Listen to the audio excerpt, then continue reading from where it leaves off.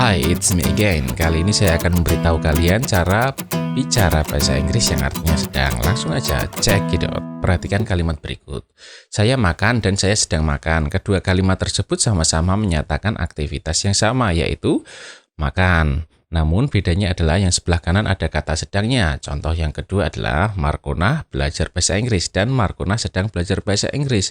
Kedua kalimat tersebut menyatakan aktivitas yang sama, yaitu belajar bahasa Inggris, namun memiliki arti yang berbeda karena yang sebelah kanan ada kata sedangnya. Di video kali ini saya akan mengajarkan cara membuat kalimat yang artinya sedang, yaitu segala aktivitas yang sedang berlangsung saat ini. Mari kita mulai. Sebelum kita dapat menyusun kalimat yang artinya sedang, kita harus tahu to be itu apa aja. To be untuk kalimat yang berarti sedang atau bahasa kerennya adalah present continuous tense, ada 3, yaitu is, am, dan are. Is, am, dan are dalam kalimat yang artinya sedang tidak memiliki arti. Sekarang perhatikan subjek-subjek berikut ini dan to be apa aja yang dipakai. He, dia laki-laki, to be-nya adalah is. She, dia perempuan, to be-nya adalah is. It, kata ganti benda, binatang, dan bayi yang berjumlah cuma 1 atau tidak bisa dihitung dan dianggap 1, to be-nya adalah is. I, saya, to be-nya adalah am. You, kamu atau kalian, to be-nya adalah are. We, kami atau kita, to be-nya adalah are. They, mereka, to be-nya adalah are. Jika ada subjek, jumlahnya cuma 1, atau tidak bisa dihitung, misal air, awan, gula, pasir, udara, dan lain-lain, selain I dan you, maka to be-nya adalah is. Jika ada subjek jumlahnya lebih dari 1, maka to be-nya adalah are. Perhatikan contoh berikut ini. Seekor kuda, bahasa Inggrisnya adalah a horse. Maka karena subjek jumlahnya cuma 1, maka to be-nya adalah is. A horse is. Gula, bahasa Inggrisnya adalah sugar. Maka karena subjek tidak bisa dihitung dan dianggap 1, maka to be-nya adalah is. Sugar is. 10 murid, bahasa Inggrisnya adalah 10 students. Karena subjek jumlahnya lebih dari 1, yaitu 10 murid, maka to be-nya adalah are. Teman-teman, bahasa Inggrisnya adalah friends. Maka karena subjek jumlahnya lebih dari 1, maka to be-nya adalah are. Sebelum saya lanjutkan, jangan lupa untuk klik like, dan bagi yang belum subscribe, silakan subscribe dan tinggalkan komen agar channel ini bisa berkembang. Terima kasih. Mari kita lanjutkan. Kalimat yang berarti sedang terjadi saat ini, maka kata kerjanya pasti ada akhiran bunyi ing-nya. Perhatikan contoh-contoh kalimat berikut ini. I am eating, artinya saya sedang makan dan terjadi saat ini. They are studying English, artinya adalah mereka sedang belajar bahasa Inggris dan sedang terjadi saat ini. Markona is singing, artinya adalah Markona sedang bernyanyi saat ini. Gimana? Kalian pasti sudah mulai paham kan? Jadi semua kalimat yang berarti sedang melakukan sesuatu atau kata kerja, maka kata kerjanya ada akhiran ing-nya. Ingat ya, kalimatnya harus ada kata kerjanya. Sekarang saya akan tunjukkan cara merubah kata kerja ing sebelum kita belajar menyusun kalimat yang artinya sedang terjadi saat ini. Jika kata kerja hanya memiliki 1 suku kata dan 3 huruf di belakang adalah konsonan, diikuti vokal, dan diakhiri konsonan, maka huruf terakhir digandakan dan ditambahi ing. Misalnya cut. Cut hanya terdiri dari 1 suku kata dan 3 huruf terakhir adalah C konsonan, U vokal, dan terakhir T konsonan. Maka huruf terakhir yaitu T digandakan dan ditambah ing, jadinya adalah cutting. Swim terdiri dari 1 suku kata dan 3 huruf terakhir adalah W konsonan, I vokal, dan terakhir M konsonan. Maka huruf terakhir yaitu M digandakan dan ditambah ing, jadinya adalah swimming. Jika kata kerja berakhiran dengan huruf E, maka hapus E dan ganti dengan ing. Misalnya dance. Dance berakhiran dengan huruf E, maka E dihapus dan diganti dengan ing. Jadinya adalah dancing. Smile berakhiran dengan huruf E, maka E dihapus dan diganti dengan ing. Jadinya adalah smiling. Jika kata berakhiran dengan ee, ye, OE, tambahkan ing di belakangnya. Misalkan die. Die berakhiran dengan YE, maka ditambah ing, jadinya adalah dying.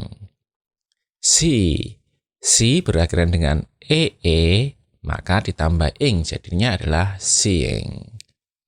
Jika kata kerja berakhiran dengan IE, maka IE tersebut dihapus dan diganti dengan Y dan diikuti dengan ing. Misalkan lie berakhiran dengan IE, maka IE dihapus dan diganti dengan Y dan ditambahi ing. Jadinya adalah lying. Die berakhiran dengan IE, maka IE dihapus dan diganti dengan Y dan ditambahi ing. Jadinya adalah dying. Jika kata kerja lebih dari satu suku kata dan berakhiran dengan huruf konsonan, vokal, dan L, maka L digandakan dan ditambah ing. Misalnya, travel terdiri dari dua suku kata dan diakhiri dengan V, E, dan L, maka L digandakan dan ditambah ing. Jadinya adalah traveling. Cancel terdiri dari dua suku kata dan diakhiri dengan C, E, dan L, maka L digandakan dan ditambahi dengan ing, jadinya adalah cancelling. Jika kata kerja lebih dari satu suku kata dan berakhiran dengan huruf R, maka R digandakan dan ditambahi dengan ing. Misalnya, river memiliki dua suku kata dan berakhiran dengan R, maka digandakan dan ditambahi ing, jadinya adalah referring. Defer memiliki lebih dari satu suku kata dan berakhiran dengan R, maka R digandakan dan ditambah ing, jadinya adalah deferring. Jika kata kerja memiliki lebih dari satu suku kata dan berakhir konsonan, vokal, dan diakhiri konsonan, maka huruf terakhir digandakan dan ditambah dengan ing. Misalnya, begin terdiri dari dua suku kata dan berakhiran dengan G, I, N, maka N digandakan dan ditambahi ing, jadinya adalah beginning. Submit terdiri dari dua suku kata dan berakhiran dengan M, I, T, maka T digandakan dan ditambahi dengan ing, jadinya adalah submitting. Selain yang saya sebutkan tadi, cukup tambah ing aja, ya kira-kira seperti itulah. Selanjutnya yaitu pokok dari pembahasan kita, cara menyusun kalimatnya. Caranya adalah untuk kalimat positif, subjek diikuti to be, is, am, are, dan diikuti kata kerja ing atau verb ing dan diikuti objek. Ingat ya, harus ada kata kerjanya. Contohnya adalah kamu sedang makan, bahasa Inggrisnya adalah kamu, bahasa Inggrisnya adalah you, to be untuk you adalah are, dan makan bahasa Inggrisnya adalah eat, dan dijadikan bentuk ing adalah eating, jadinya adalah you are eating. Sastro sedang mengajari Sri, bahasa Inggrisnya adalah to be untuk Sastro adalah is, mengajar bahasa Inggrisnya adalah teach, dan dijadikan verb ing adalah teaching, jadinya adalah Sastro is teaching Sri. Mudah bukan? Sekarang kita rubah kalimat tersebut jadi kalimat negatif. Dan rumusnya adalah subjek diikuti to be, is, am, are, diikuti not, diikuti verb ing atau kata kerja ing, dan diikuti objek. Kamu sedang makan dijadikan negatif adalah kamu tidak sedang makan. Bahasa Inggrisnya adalah you are not eating. Sastro sedang mengajari Sri dijadikan kalimat negatif adalah Sastro tidak sedang mengajari Sri. Bahasa Inggrisnya adalah Sastro is not teaching Sri. Sekarang kita jadikan kalimat tersebut menjadi kalimat tanya. Rumusnya adalah to be, is, am, are, diikuti subjek, diikuti verb ing, dan diikuti objek, diakhiri dengan tanda tanya. Dan jawabnya kalau ya, yes. Subjek diikuti to be, kalau tidak, no. Subjek diikuti to be not. Kamu sedang makan dijadikan kalimat tanya menjadi apakah kamu sedang makan? Bahasa Inggrisnya adalah are you eating? Dan jawabnya adalah karena yang ditanya adalah kamu, maka si lawan bicara akan menjawab yes, I am. Dan kalau tidak adalah no, I am not. Sastro sedang mengajari Sri. Dijadikan kalimat tanya menjadi apakah Sastro sedang mengajari Sri? Bahasa Inggrisnya adalah is Sastro teaching Sri? Dan jawabnya adalah karena subjeknya Sastro dan bisa diganti dengan kata ganti subjek, maka kalau ya, yes he is. Atau kalau tidak, no he is not. Nah, itu tadi beberapa contoh kalimat yang berarti sedang terjadi saat ini dan semuanya memiliki kata kerja. Bagaimana kalau kita mau membuat kalimat tanpa ada kata kerjanya, tapi berarti sedang? Misalkan, saya sedang sedih.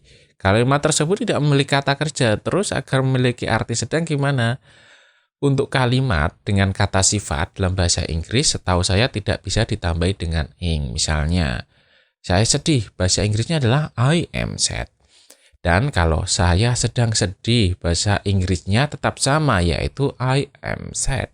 Contoh lain, mereka bahagia, bahasa Inggrisnya adalah they are happy. Dan kalau mereka sedang bahagia, bahasa Inggrisnya adalah tetap sama, yaitu they are happy. Setahu saya sih seperti itu. Saya rasa pembahasan kalimat yang berarti sedang harus saya akhiri sampai di sini.